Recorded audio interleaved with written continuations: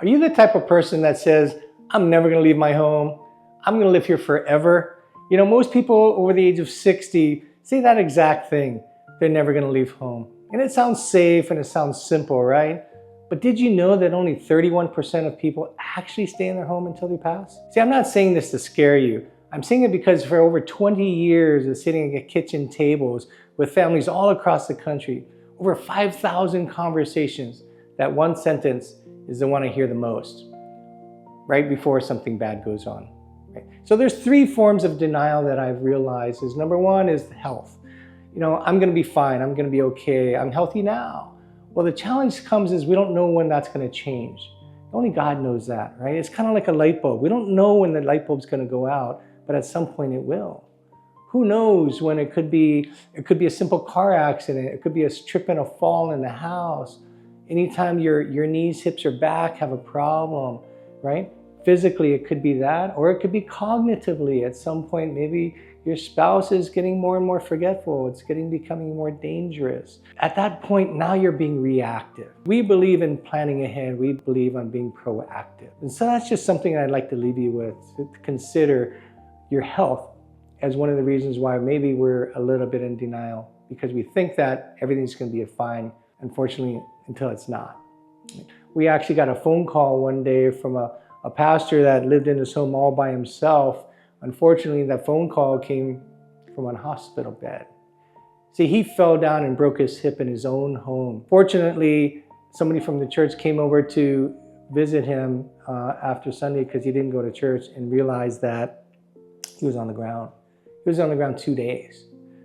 And what the doctor said is if it was another 24 hours, he may have expired. Ladies and gentlemen, I'm not here to scare you. This is the life that I've lived. This is the experiences that I've witnessed firsthand. Because I'd hate for that to happen again, where somebody calls me from a hospital bed and says, Dan, I need your help. I need you to go and take care of some things for me. Because that gentleman never saw his house again. And everything was fine until it wasn't, right? The other is your family, right? And it could be a family challenge, right? Everybody sees that there's a problem with maybe an older adult staying home, but they have a hard time having that conversation. Maybe everybody notices that dad's banging the car up a little bit, or mom's getting more forgetful, or the pot's burning on the sink and on the stove, things like that could happen and actually do happen. I had another situation where a guy says, I wanted to go into a retirement community, and he actually paid for the retirement community. And his financial planner called me and asked me, could you talk to our client? And he said everybody knew that they wanted them to move on. And I asked him, why was that? Well, when I got to the house, what I realized is there were 8 deadbolts on the front door. I'm like, why would you have 8 deadbolts on the front door? Because his wife, who was a strong lady, of physically able but mentally, cognitively declined fast, had got lost on the double yellow lines right in front of her house.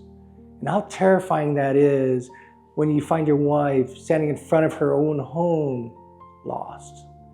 And that was terrifying for him, and that's why he asked for us to help him downsize and move into a retirement community that was safer, someplace that he knew that she would get care. But these are reactive, right? This was after the fact, and it could have been worse, but fortunately we got there before something really, really bad happened. And really, it's really about your future, right? You know, we go through these go-go years of life, then we go to these slow-go years of life, then we get to the no-go years of life. And that's just life. Should we be blessed to live long enough? That's life, right? And so you're going to have a decision to make. Do you want to be reactive or proactive? But I can promise you that being proactive is a safer way to live. You'll be less stressed on the people you love. You'll be healthier and happier in an environment that's safe before you need help. And so we've been on this national mission to be proactive, to share conversations with folks that maybe in your mind you know you should be proactive, but the history of the past is so strong for you that you can't see the future. As we get older, guess what? We're going to get older, right? Our body will decline, our mind will decline, and it's just the fact of life. But those that are proactive, those that take control of their future are the ones that live longer, live happier, and are less stressed on their family. So there's one question sitting worth for you today. Is it what happens when you can't stay home? Where do you go, right? And that's a concern that we have for many folks. And if you have concerns like that, reach out to us. We can guide you through your options. We're never going to tell you what to do, but what we will do is share with you maybe some things that you may not have considered before, because our goal is not to convince you to move. Our goal is to help you be proactive versus reactive. If you agree that you'd want to reinvestigate this a little bit more, if you'd like more information, if you'd like to uncover some things that maybe you didn't consider before, go to free.danihara.com for a free workbook.